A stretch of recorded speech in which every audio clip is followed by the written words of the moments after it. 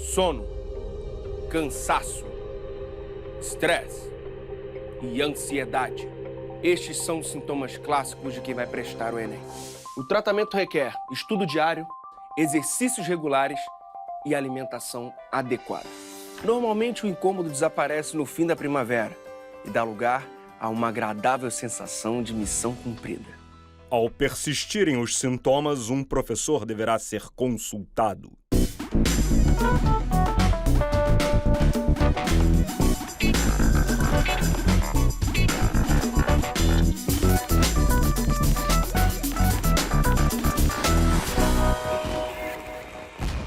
Hora do Enem no ar para falar de redação. Mas lembra de se inscrever lá no nosso canal, youtube.com/TV Escola. E hoje a gente continua com ele, o X-Men da escrita, o mestre dos magos dos tópicos frasais, Rafael Torres. Chega mais! Fala, Lange. Eu gosto assim, promete e cumpre. Falei que eu voltava, pô, tamo aí de novo. Professor, no programa anterior a gente falou sobre como usar e como não usar a repetição de palavras na redação, né? Isso, a gente comentou sobre o quanto repetir palavra pode se tornar um problema, algumas raras situações em que essa repetição tende a funcionar dentro da estratégia da chamada competência 4.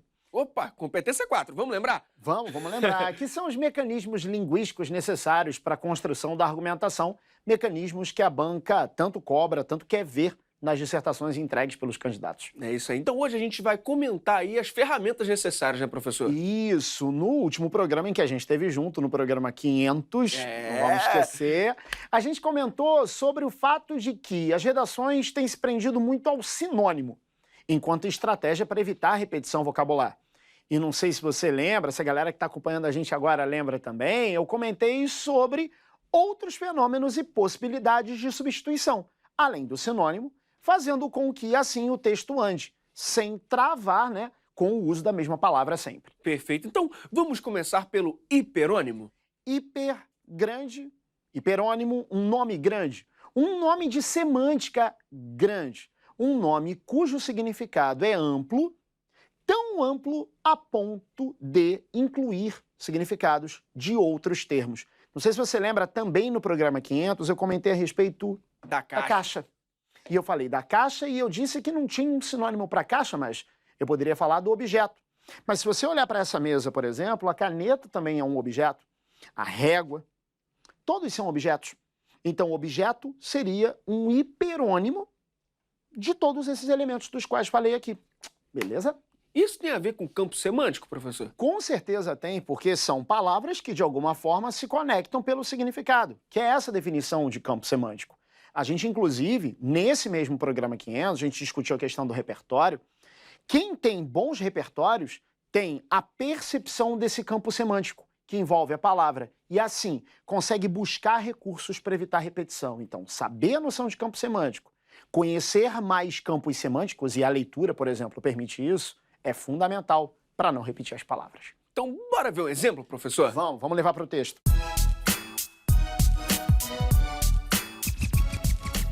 Vamos pegar um trecho que seria provavelmente o início de um parágrafo de desenvolvimento. Isso a gente consegue perceber no AD+, porque é um conector com que muitos candidatos contam para dar a ideia de progressividade. O papo da gente é sobre repetição vocabular, substituição vocabular, mas vale lembrar que essa mesma banca do Enem cobra do candidato a conexão, a coesão, a ligação física, linguística entre macropartes. E os parágrafos são essas partes, e o AD+ está fazendo isso. Beleza. Mas vamos voltar para a palavra, dá uma olhada lá. Diagnósticos de depressão se intensificam diante de uma atitude social frequente de deslegitimação dessa patologia, entendendo-a como sinal de fragilidade exagerada de indivíduos que buscam, em autovitimização, conforto para transtornos cotidianos. Depressão, logo no início do trecho. Depois vem patologia. Existem outras patologias além da depressão? Sim, mas nesse caso em especial eu estou retomando depressão. E para não repetir, e eu não tenho um sinônimo com o qual eu possa contar para fazer isso nesse trecho, eu me utilizo dessa palavra, que não é sinônimo, mas inclui o significado de depressão, para gerar retomada. O problema é que muito candidato, quando observa um exemplo como esse, tem o receio de que a palavra patologia, por ser mais ampla que depressão, não consiga fazer retomada. E aí é que está o grande diferencial de quem usa bem hiperônimo. Tá vendo esse dessa? Esse pronome com SS junto ao hiperônimo faz uma retomada muito boa daquilo de que você pretendia falar. Então não é uma palavra genérica solta, é uma palavra com um pronome anterior e que ajuda a costurar com o termo que havia sido usado antes. Resgata tudo, né? Professor, quais são os prós e os contras de se usar um hiperônimo? O pró, fundamental, não tem sinônimo, vai para ele. Me parece a melhor opção depois do sinônimo para você não deixar a palavra se repetir. Então é fácil, desde que o candidato esteja acostumado a esse tipo de estratégia. Agora, obviamente, existem riscos. Vamos supor que esse trecho não tenha falado só em depressão antes da palavra patologia, tenha falado de algum outro mal, de alguma outra mazela. Quando você coloca uma expressão como essa, você pode confundir a retomada do leitor e, consequentemente, gerar incoerência, ambiguidade, incompreensão para o texto. Então, o contra é eu ter mais de uma referência possível para o hiperônimo. O candidato tem que ficar ligado nisso. Apesar de não estar destacado ali, transtornos cotidianos também seriam hiperônimo, não? Porque, vamos lá, você tem a depressão, tem outras patologias. Hiperônimo, patologia. Certo. O trânsito caótico é um transtorno. Questões envolvendo educação financeira podem se tornar transtornos. Agora, aqui, esse termo, transtornos, também funciona como uma espécie de guarda-chuva, tanto para patologia quanto para depressão. E se eu sou capaz de incluir o significado desses termos, com certeza, mandou bem. De novo, eu tenho uma hiperonímia. Então, bora pro próximo recurso, professor? Vamos lá. Hipônimo. Não tem nada a ver com hipom, não, né? Pá. Não, não tem não. A piada é boa, mas não tem não. Nem foi boa, vai. Foi sim. Hipônimo. De novo, aquela questão de você pegar a nomenclatura de outras matérias, áreas do conhecimento, porque isso pode ajudar. Você pensa em hipovitaminose, como pensa em hipervitaminose. Quando você fala lá na biologia, você fala em escassez, falta, diminuição. Sim. E se eu falo de hiponímia, um nome pequeno, pequeno no seu significado, pequeno na abrangência de sentido. Então, se o hiperônimo era um termo cujo sentido seria capaz de incluir os sentidos de outros termos, o hipônimo vai na direção contrária. Ele tem o seu sentido incluído pelo de outros e pode entrar nessa roda de repetição, de evitar repetição, né, da qual a gente vem falando. E, professor, como seria no caso da caixa que você usou como exemplo agora há pouco? Vamos lá, se eu pensar que o objeto é a palavra com semântica mais ampla e pensar na caixa, no lápis como subdivisões desse termo objeto, eu tenho caixa, eu tenho lápis, eu tenho borracha, eu tenho mesa como hipônimos de objeto. Professor, você trouxe um exemplo de um hipônimo no argumento. Bora dar uma olhada? Vamos lá. Uma legislação que não protege razoavelmente a sociedade expõe setores do poder público comprometidos com interesses escusos, fragilizando cidadãos em suas mais elementares condições de vida. Opa, explica pra gente, professor. Explico. Vamos começar com sociedade. Sociedade e atualmente, com certeza, são termos que estão nas listas das palavras mais usadas em redação. Às vezes até em significados totalmente distantes dos conceitos originais. Mas enfim, diante do fato de eu estar usando uma palavra que é desgastada, mas necessária em alguns contextos, por que não optar por uma estratégia de substituição? E eu vejo a galera que escreve redação com frequência substituindo sociedade por conceitos que talvez não batam tanto. Comunidade, todo mundo, humanidade e por aí vai. E por que não contar com a hiponímia como essa estratégia? Porque se eu pensar na sociedade como um agrupamento humano organizado, eu estou falando do cidadão, que é uma figura dentro desse sistema que interage com as outras e compõe esse meio social. Então o cidadão, elemento do grupo, é o hipônimo desse grupo e pode servir como estratégia de retomada sem o menor problema.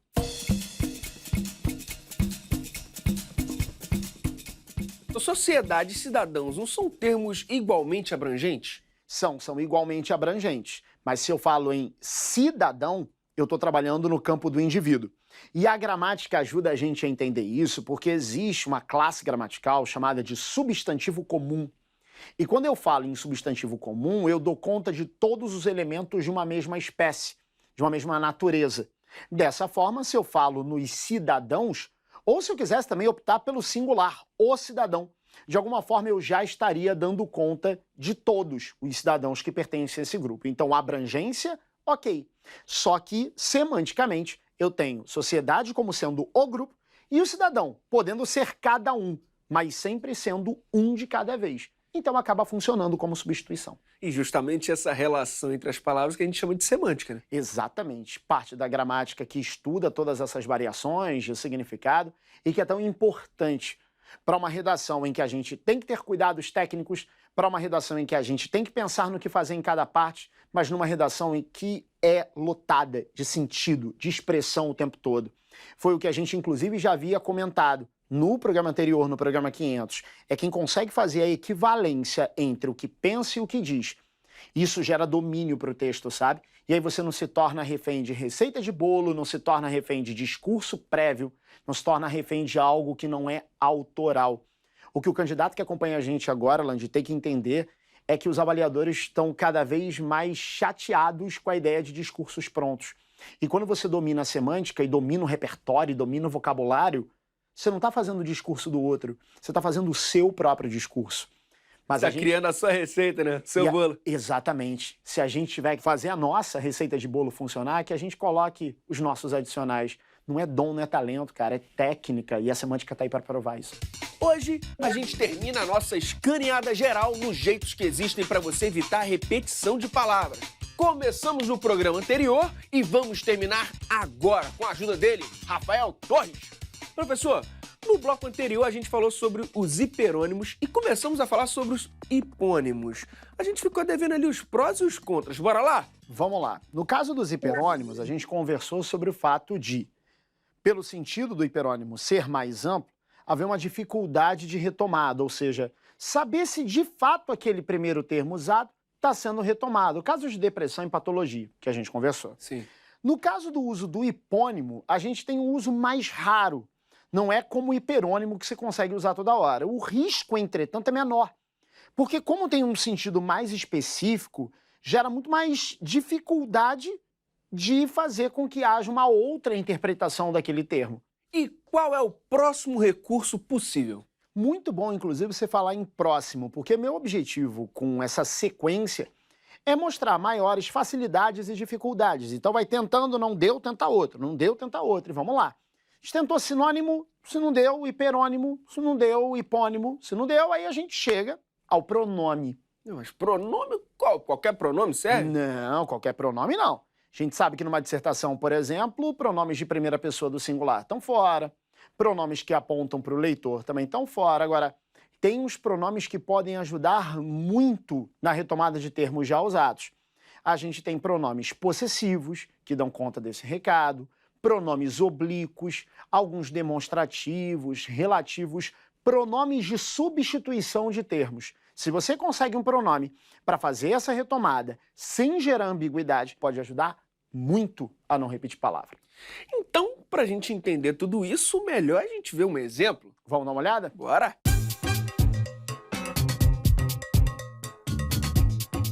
Tá aí na tela, professor. Explica pra gente. Vamos lá.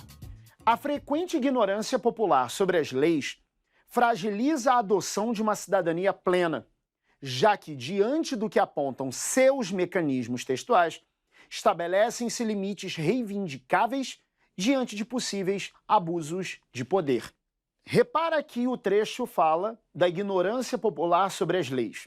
E depois do já que, vem uma expressão mecanismos textuais. Então, para não dizer de novo que o mecanismo textual é da lei, eu contei com o recurso dos seus, que é um pronome possessivo, para apontar a que esses mecanismos textuais se referem, no caso, aos textos da lei. Importante ressaltar que o pronome seu, sua e variantes é um pronome perigoso na medida em que ele muitas vezes concorda com o você, sugere falar com o leitor e isso pode gerar algum transtorno. Só que dentro do contexto em que o seus foi utilizado, a referência é imediata, até por se tratarem de mecanismos textuais. Não tem nada que casa com mecanismo textual aqui que não seja lei. Então eu consegui a retomada, sem repetir palavra, e o texto andou, funcionou. E qual é o ponto positivo e o ponto negativo de se usar pronomes? O ponto positivo é o fato de não dar tanto trabalho quanto buscar outros repertórios. Agora, obviamente, existe o mesmo risco da ambiguidade, do duplo, do triplo sentido, se eu tiver mais de uma referência. E outra questão importante. Existem alguns pronomes, Land, que têm o seu uso hoje em dia muito vulgarizado. E eu estou falando em especial dos chamados pronomes pessoais retos. Como eu disse agora há pouco, primeira pessoa do singular está fora e a segunda, singular ou plural, também. Aliás, segunda do plural, o voz, a gente já não usa, tirando o texto religioso, faz tempo. A questão do ele e do ela é que está muito preocupante. Você pensa, por exemplo, no globo. Objeto, Sim. material, ele. Percebe que usar ele não é gramaticalmente equivocado, ou seja, eu consigo fazer retomada, mas tem um poder de precisão de retomada infinitamente menor, na medida em que, contando com ele, eu esvazio o significado por completo, o que já não acontece com objeto, o que já não acontece com material, sabe? Então, usar alguns pronomes pode gerar o efeito de dificultar a retomada e, às vezes, não necessariamente dificultar, mas empobrecer essa costura. Seguindo a nossa lista de ferramentas, recursos, advérbios é uma boa? É uma boa, tem situações em que o advérbio se encaixa perfeitamente como estratégia de retomada. E que são muitos, né, professor? São muitos advérbios. Lembrando, ad, quando você tem essa estrutura numa nomenclatura da língua, significa conexão. No caso dos adjetivos, dos adjuntos e por aí vai. No caso de um advérbio, eu tenho um termo que se conecta a verbo, a adjetivo ou a outro advérbio. E bem encaixado num enunciado, você consegue fazer retomada de algumas noções, principalmente de lugar e tempo, de forma muito satisfatória. Vamos dar uma olhada no exemplo? Agora, professor. Não podíamos deixar de ir a Minas Gerais. Lá ficam importantes cidades históricas do Brasil. Candidatos normalmente têm muito preconceito quando observam palavras no texto como lá e ali. Sugerem informalidade. E, de fato, em alguns contextos até sugerem mesmo diante da não retomada. Agora, no enunciado que a gente construiu aqui, fica clara a retomada na medida em que eu falei de um local com um nome definido e o lá possibilitando essa retomada. E poderia usar naquele estado? Se você entende Minas Gerais como uma unidade da federação, leia esse estado, ótimo. A gente só está trocando de um advérbio para uma locução adverbial, que na sintaxe, na conexão entre os trechos do texto, tem o mesmo papel e funcionaria bem também. Beleza. Agora eu quero saber os prós e os contras de se tirar um advérbio do bolso.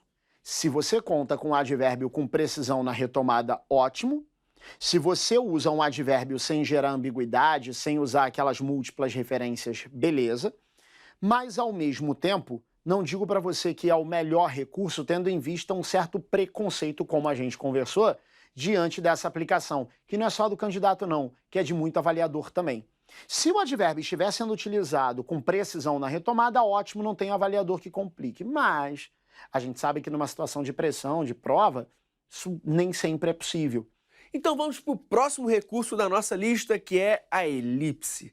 Essa precisa de uma explicação melhor, né, professor? Essa precisa sim. Na verdade, um ponto importante a se ressaltar é que normalmente a galera que está acompanhando a gente agora ouve muito mais falar em elipse como figura de linguagem. E normalmente ouve ao lado da elipse uma outra figura que tem algo em comum com elipse, que é o que a gente chama de zeugma. A elipse é a omissão de um termo subentendido. Zeugma é a omissão de um termo subentendido que, entretanto, já tenha sido usado antes. A gente está, nesse programa e no anterior, falando o tempo inteiro sobre não repetir o que já foi usado. Então, a própria definição de zeugma, por si só, já avisa. Olha que recurso interessante com o qual se pode contar. Mas como o nosso papo é sobre redação, eu não estou muito preocupado do lado de cá com a diferença entre elipse e zeugma, não. Então vamos chamar de elipse, porque é termo subentendido e vida que segue. Beleza. Elipse é um recurso muito interessante para se usar em redação. Agora, o tão bom que é o tão perigoso que é também. E a gente precisa de um exemplo para dar uma confirmada nisso. Então, bora ver, professor. Já está aí na tela. Vamos lá. Medidas de emergência normalmente sintomatizam falhas estruturais graves, tornando as de longo prazo um diferencial em gestões competitivas. Repara, tem um termo subentendido? Tem. onde nesse meio campo aqui entre o AS e o D. Se você colocar medidas ali, você vai ver que vai funcionar. E aí, voltando à definição, peguei um termo, fiz com que o sentido voltasse, entretanto, sem escrever a palavra de novo. Um detalhe importante, Landi, sobre elipse é que eu dou pistas gramaticais de que essa elipse está acontecendo. Eu não soltei o tornando de longo. Tornando as, que pressupõe um termo feminino ao lado. Sim. Aí quem estiver escrevendo e depois quem estiver lendo, tem a chance de perceber que, pô, peraí, as de, parece que tá faltando alguma coisa.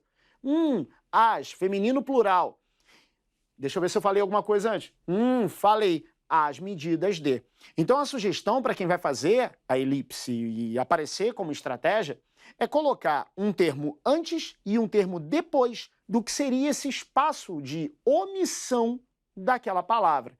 Isso vai dar uma garantia maior para a leitura, para a fluidez da leitura, porque eu consigo retomar com precisão. Então não é uma elipse 100%, é uma elipse embasada por fatores gramaticais ali ao lado, como foi o as e como foi o de. Como você disse, é um recurso arriscado, né? Bastante, mas se você entregar essas ferramentas gramaticais, fica bem melhor contar com ele.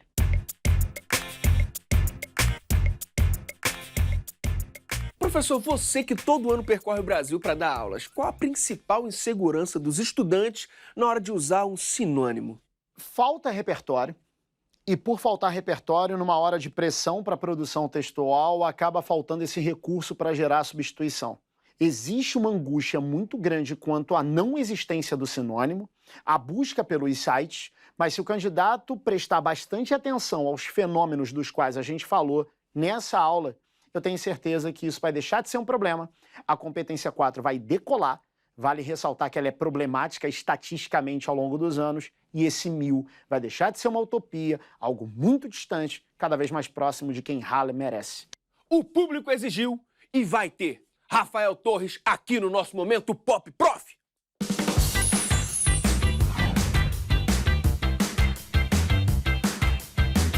Professor, quero saber do fundo do seu coração um belíssimo argumento para Plutão voltar a ser um planeta. Entender toda uma história pela qual a humanidade e Plutão já passaram, para de alguma forma dar a Plutão de novo a oportunidade de ser o que sempre foi. Para que mudar tanto assim?